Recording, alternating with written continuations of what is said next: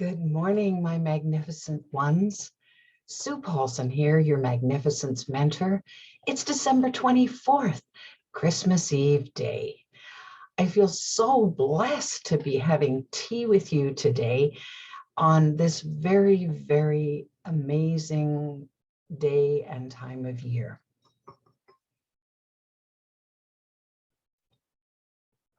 My tea today comes from Greece. It's from a bark of a tree, and I can't even begin to pronounce what kind of tea it is, but it's delicious. Kind of an earthy, woody tone to it, which is perfect for this time of year. So we're just past winter solstice, and I was reminded when I was involved in a drumming and peace pipe ceremony recently that winter solstice is our darkest time of the year. It's the shortest day of the year, December 21st, and here we are just 3 days later. So it's still very dark. Now, I know we've been going through what many would consider to be dark times, but I want to remind you that first and foremost, that's when things germinate. That's when seeds grow. They need the dark and the moisture to just settle in and become the magnificent plants that they will become. So the seedlings need that nurturing of the dark time, as we do. It's a time to go inward. It's a time for reflection. It's a time to think about, well, where have I been in this last year, for example, and where am I going now? For, I think, all of us on the planet, it's a very holy time, regardless of what your upbringing was from a religious standpoint or a spiritual standpoint. It's a holy time of year because this is the time when our heart space is engaged, as it probably isn't as much in any other time of the year. This is the time when the idea of giving comes full blown. Well, where does giving come from? It comes from the heart. And I was watching The Grinch Who Stole Christmas last night, one of my favorite movies. Well, aside from all of this is the one with Jim Carrey in it. So it's pretty wild and zany, and there's all kinds of action going on the screen. But I was listening intently to the dialogue last night, and here's this disgruntled, older looking geezer who doesn't, he's just fed up with the commercialism of Christmas and how it doesn't seem as if it's anything more than that. And he's upset by that. And here's this little girl in the village in Whoville who's equally upset by that. She's looking for Christmas. She wants to know what the spirit of Christmas is. So it was entrancing watching how this all unfolds and how the Grinch's heart grows 3 sizes bigger, and he's feeling all of a sudden. So I've told you before that the body, the language of the body is feeling. So often at this time of year, our feeling senses are really, really heightened. It doesn't take much. I know for me, it doesn't take much to bring a tear to my eye. I watch a feel-good movie and I'm and the tears start to fall. It's just part of that opening up at this time of year. So today I thought I would focus a little bit on giving.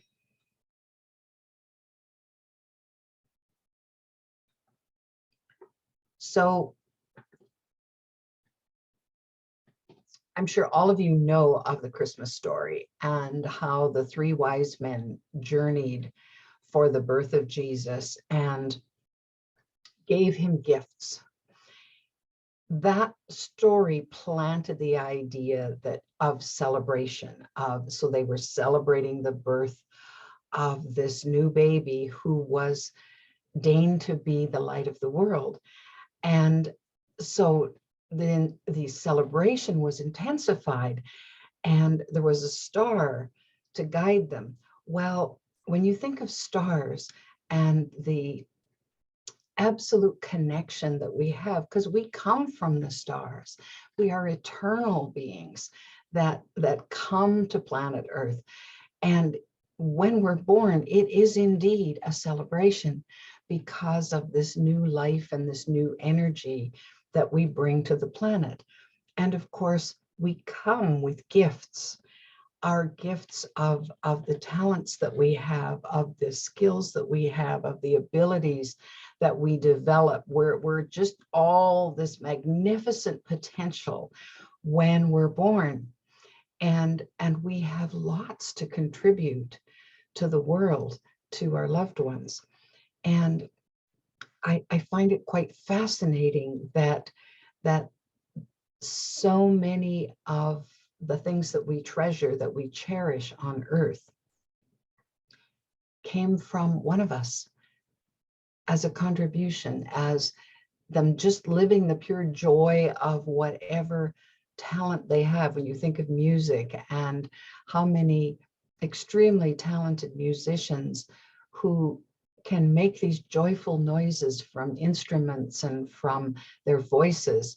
And so, of course, one of the ways we celebrate that is we sing Christmas carols. We want to heighten that sensation of the beauty that we long for. And whether we possess it or not, it's something we yearn for. And it's to yearn for that communion with the spirit that says, we are all one. We are all in this together. And so I find a particular joy in the idea of giving. So at this time of year, the three things that are really important to me are peace, love, and joy. Those are the three gifts that I consider to be ultimately precious. Now, don't get me wrong, I'm particularly fond of shortbread cookies and a little piece of fudge here and there. My son requested shortbread cookies this year. I haven't baked them for a few years, so I got busy and made them last night. And of course, I had to sample one to make sure that they tasted as good as they always did, and they do. So this is good. So most of the cookies I'll give away, because not only is it my pleasure to gift the cookies to others, but then I won't eat them. So I guess the gift to me is fewer calories, which when I want to hibernate in the winter is a very good thing, because fewer calories then I don't encourage as much bear fat. I call it bear fat, because bears hibernate. And so I don't put on as much bear fat when I'm hibernating in the winter as I could if I give the cookies away. So giving, what is it about gifts that we particularly enjoy? Well, of course, there's this feeling that wells up. If we're consciously giving, if we're consciously keeping the person in mind for whom the gift is, then there's this sense of, well, who is this person and what would they most enjoy? What would bring a sparkle to their eyes or a delightful smile when they open the gift that I'm giving to them? So we spend lots of time and lots of hours on choosing and deciding and thinking about that particular person. Well, of course, in the commercial sense, there's this push to, well, bigger is better, more expensive is better, make sure that she's dripping with diamonds and he has the latest electronic gadgets or something fancy for his workshop or his car or whatever. Well, obviously, if you have the wherewithal and that's what you want to do, great, go for it. I think it's wonderful. And yet I think of the song of the little drummer boy who, and if you remember the lyrics, he says in there, I have no gifts to give. But he had the gift of music. He could drum on his drum. And that was his gift to the baby. So when you think about it, the simplest thing, my grandmother, we had Christmas wishing lists when I was growing up. And you could put anything you wanted on the Christmas wishing list. And my grandmother kind of led the parade by putting on the most fantastical things on her Christmas wishing list. So she'd have a pink Cadillac on there. Well, she didn't drive. And so it was very funny to see this on her wishing list every year. And at the bottom of her wishing list, here was the most fascinating thing. She wrote, but all I really want is some of your undivided attention. Well, that caught me at one point, and I thought, well, isn't that all any of us desire, is someone's undivided attention, where we focus just on them. Now, I can recall lots of frenzy on Christmas morning where gifts were, passed out here, there, and everywhere, and people are frantically tearing off the wrapper to see what's inside. Especially when I was a kid, I'm frantically tearing off the wrapper to see what's inside. And lots of times what got lost is the connection between the giver and the receiver of the gift. So you're trying to catch the other person's eye to say, oh, thanks for the scarf or the new mitts or whatever. And they're busy unwrapping their gift. And so you lose the connection.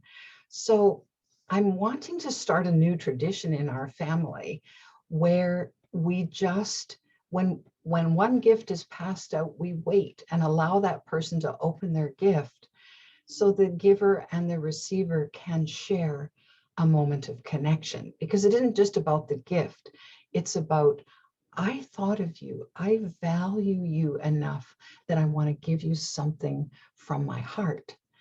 And then there's this intimate exchange in addition to the physical gift. Well, to me, that's very important because those moments of sharing are very, very important. The idea that someone thought of us, the idea that you thought of someone else, that you're showing that you care. Because let's face it, in the hustle and bustle of everyday life throughout the rest of the year, we maybe don't take as much time as we could to gift someone with a smile, to gift someone with something that we thought that might please them. A compliment, a kind word.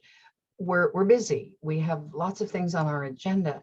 Well, this time of year reminds us that we could do better. We could do more of that throughout the rest of the year. But at this time of year, we kind of slow down and gear down. We give ourselves permission to say, all right, we're going to have a few days off. And I notice more and more employers are just shutting down for the week of Christmas. And hallelujah for that, because it gives people time to go into themselves and to go into their families and remember what life is meant to be all about, to help us reconnect with the peace of life, the joy of life, the love of life. And so I really value this time because it can be particularly peaceful. It can be particularly loving. It can be especially joyful. But here's the thing, we have to choose that. We have to decide that one more kind of cookie is not going to make that much difference. But 10 minutes on the phone with a loved one that you haven't connected with all year is precious. So what is the best gift you can ever give someone? The gift of your presence. That's the best gift ever. It's that connection, whether you're able to be present in person, which isn't always the case. Lots of us have loved ones who live far, far away. Maybe we can do a video chat, or bless Zoom for being able to bring families together in that way, because then at least we have face to face. But even if we don't have face to face, we have voice to voice. So I was chatting with my dad yesterday afternoon. He wasn't expecting my call, and I took a chance that I phoned at the right time. Well, Dad is 96 in August, September, October, November, just 4 months, 96 years and 4 months old. He's struggling with his health, but you know what? He still has this strong spirit, and he was pretty chipper. It was a good day to call him.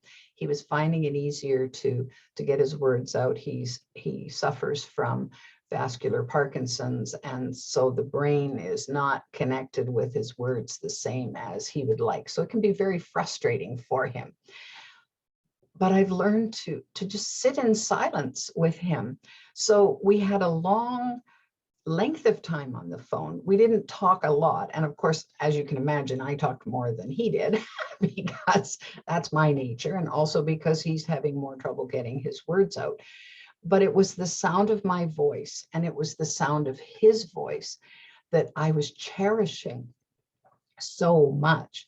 And of course, we're going to chat through the Christmas season, but I wanted to talk to him in advance of that, just as an ordinary call to kind of catch up and check in with him. So I think he felt it was a gift that I called. Well, I sure felt it was a gift for me.